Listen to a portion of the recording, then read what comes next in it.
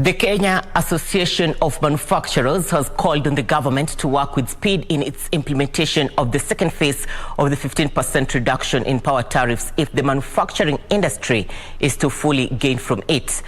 The association's chairman, Mucai Kunyiha, in a statement said that the move is urgently, especially as the economy continues to experience the impact of the COVID-19 pandemic, including rising costs, supply challenges, and lower purchasing power. To the Kenya Association of Manufacturers 2018 sector report, electricity averages between 40 to 50% of total conversion costs,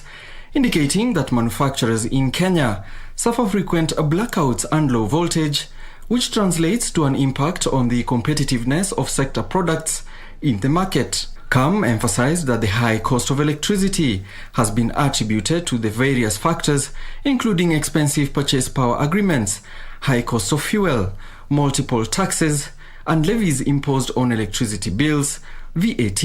and fuel cost adjustment, as well as a depressed demand growth and inefficiency in the system, despite the increased power generation capacity, among others.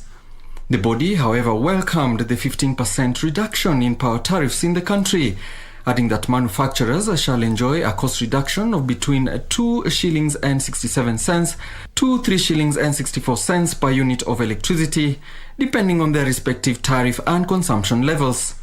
The government hopes to see a reduction in the cost of production that will attract sectors that are high consumers of electricity, such as steel. Going forward, the manufacturers say they want to support the government's efforts in addressing the fuel cost component, which is seen as one of the key factors in energy costs, including the expensive petrothermal generation, whose cost is greatly affected by fluctuating global prices and exchange rates. Currently, the manufacturing sector's contribution to the economy in Kenya has stagnated at around 10% of the gross domestic product. Alan Auko, Lunchtime News.